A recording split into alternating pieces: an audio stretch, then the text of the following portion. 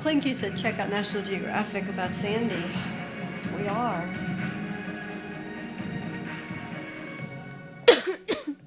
I mean, we really didn't know the half of what was going on since we had no power for 2 weeks. Oh, look, Pascal.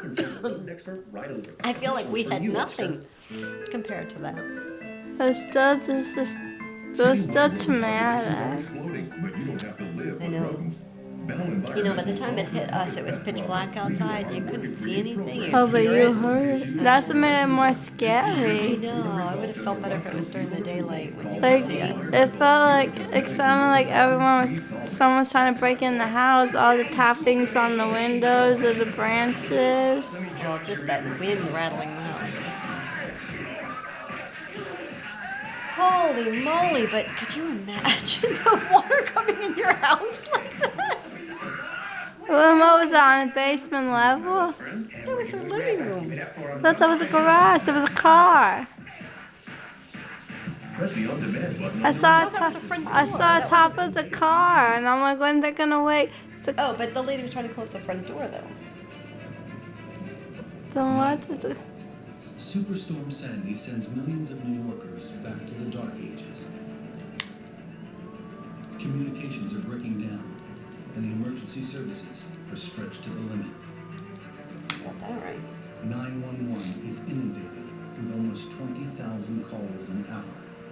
20,000 calls an hour? Calls a minute. 5 every second. Oh my gosh. Oh. With phone lines down, Sandy's victims turned in desperation to social media like Twitter. Hundreds of tweets per minute are now arriving at the New York Fire Department's headquarters. Social media manager Emily Rahimi is trying to help. I would say about 8 o'clock to 10 o'clock, I started to see a lot more panicked tweets, which I've never experienced on Twitter before. There were a lot of people who were losing phone service, that were not able to get through to 911, who were tweeting in emergency calls. I was getting a sense of the panic definitely through the words that they were using, the speed in which they were tweeting. I would get, 4 tweets within a couple seconds of each other from the same person. Among the many tweets was a dramatic plea for help. A woman fears for the safety of her parents trapped by the floods. This woman tweeted very early in the evening that her parents were trapped in their home on Staten Island. And I told them that I was contacting dispatchers, but for them to also try contacting 911. Staten Island was particularly hard hit by Sandy. Many of New York's fatalities occurred on this tiny island. Emily tries to save lives by using Twitter to send out vital advice.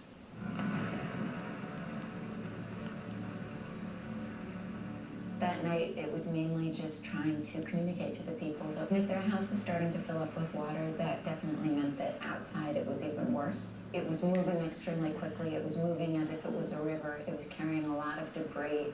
So being outside your house in that situation without a rescuer there who could help you was probably worse than actually being in your house. This storm was definitely a 21st century storm. And this is really, I think, the first one that has used social media to call for help. Of the emergency calls made that night, emergency medical services responded to almost 6,000. But they're not the only ones pushed to the limit. Hospitals are also overwhelmed. On the Lower East Side, NYU Hospital has lost power and is evacuating over 200 critical patients. Could you For these imagine? patients, this nightmare has become a matter of life or death. Look at that. Manhattan is in a medical crisis. Breaking news from Hurricane Sandy. CNN's Chris Walsh is live now in Lower Manhattan. The situation that's most pressing may well be what's happening at NYU University Hospital.